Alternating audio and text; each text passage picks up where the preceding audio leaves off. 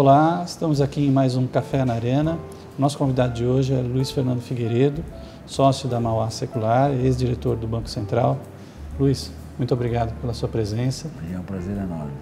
Queria conversar um pouquinho com você, começando pela situação atual do país, né, desse ano de 2013. O que deu errado na economia esse ano? Teve um crescimento abaixo do esperado, a inflação continuou alta. O que atrapalhou o Brasil em 2013? O Brasil ele veio com um modelo que é um modelo que até certo ponto, até certo momento era um modelo correto, que era ampliar a demanda da economia, aumentando a renda, aumentando o emprego. Aumenta muito a demanda por produtos na economia, mas você não estimulou o aumento da oferta de produtos.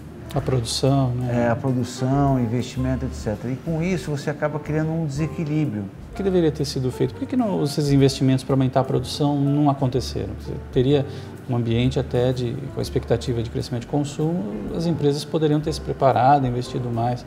O que aconteceu? Foi um pouquinho também de desconfiança com relação ao futuro? No final, o que aconteceu foi uma perda de confiança importante por parte dos empresários, do consumidor até. Então, é meritório você reduzir a carga tributária sim, desonerando. Porque acaba sendo um processo que, em vez de ajudar, ele acaba não surtindo o efeito que tem.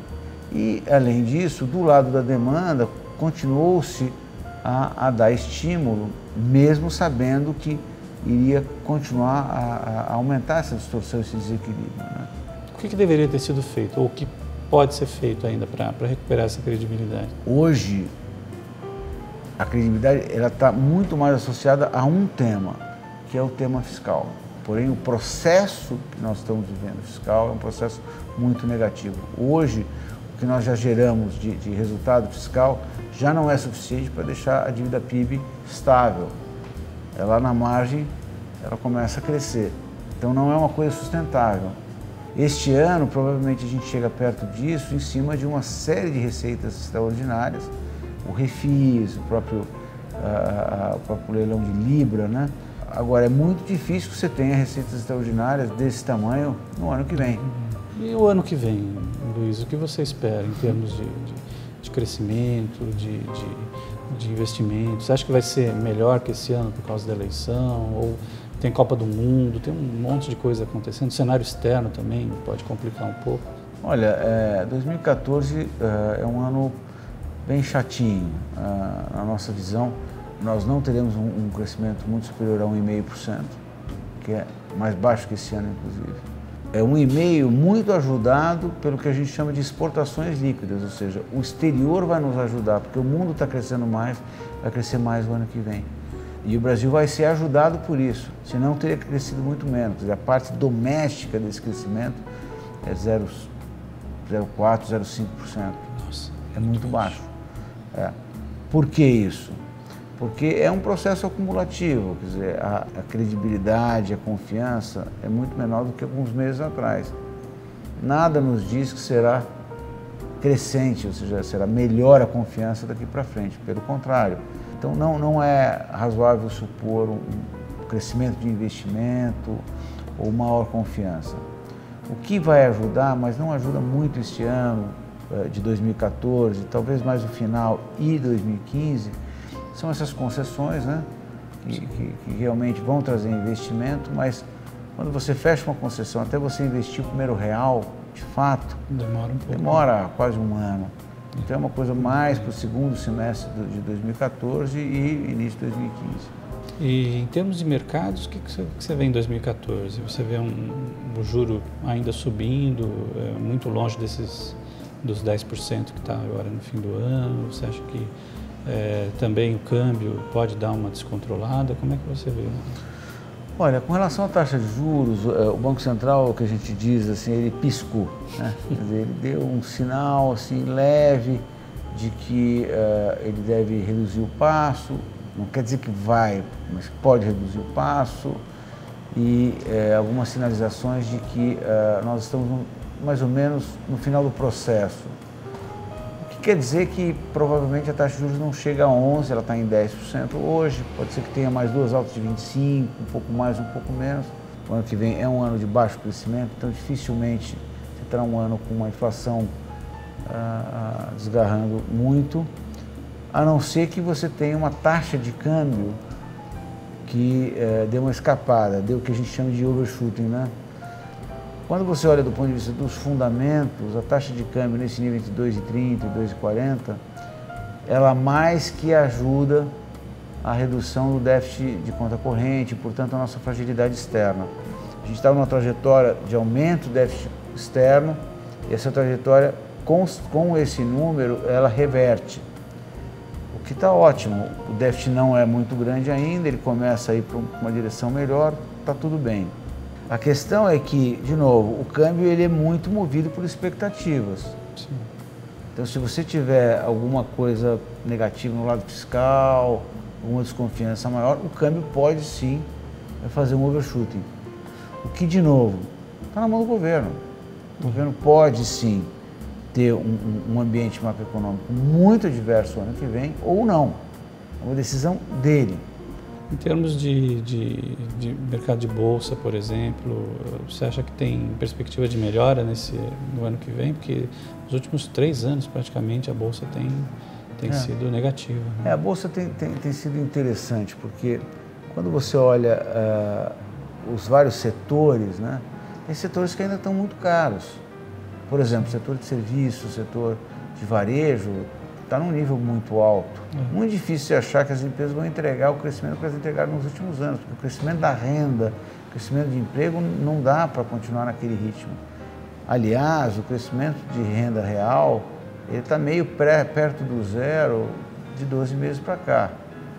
Depois você tem as empresas reguladas ou até estatais, que essas aí, elas estão mais baratas porque merecem estar mais baratas, porque elas sofreram, infelizmente, barbaramente com intervenções. O caso da Petrobras é um caso sintomático, né? Então tem empresas que estão mais baratas, mas elas valem menos mesmo. Né? Agora, é um mercado que tem muita oportunidade, tem empresas que estão subavaliadas. A minha visão sobre a Bolsa, o índice é muito difícil dizer, mas tem bastante oportunidade sim.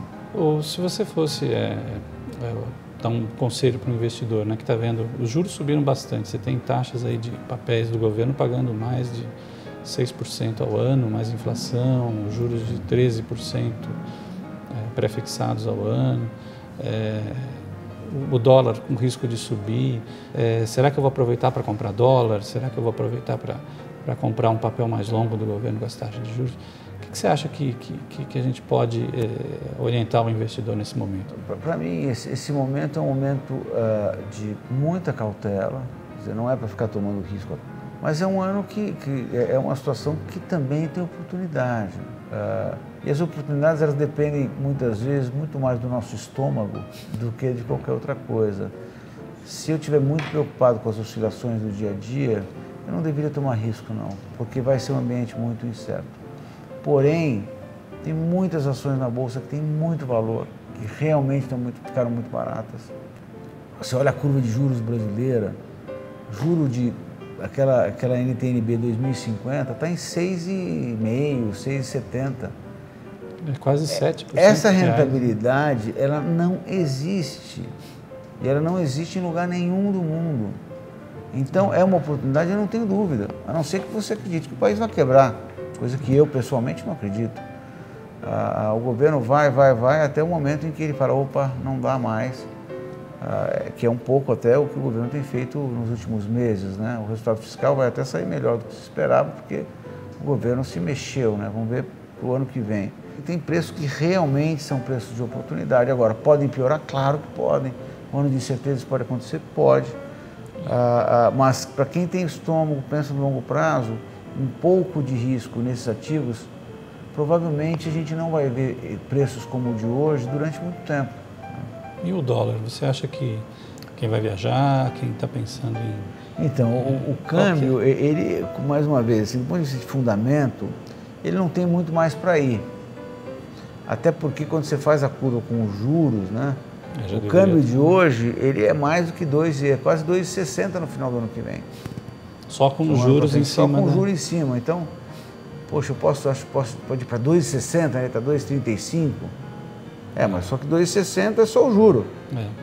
Então, você tem que acreditar que ele vai para bem mais que 2,60 até o final do ano que vem para valer a pena. Então, o câmbio não está totalmente fora do equilíbrio. Quando ele estava 1,80, 1,70, era outra história.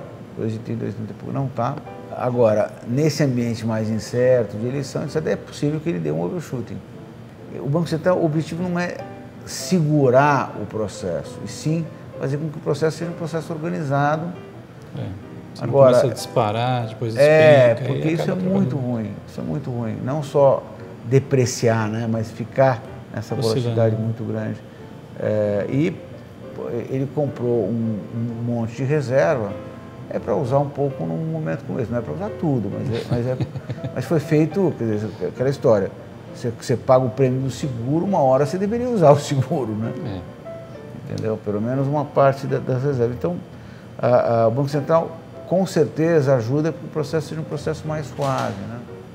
Muito bem, Luiz. Muito obrigado pela sua presença. Obrigado, foi um prazer enorme. Eu conversei com o Luiz Fernando Figueiredo, sócio da Mauá Secular, gestora de investimentos e ex-diretor do Banco Central. Luiz, mais uma vez, super obrigado. Obrigado, foi um prazer.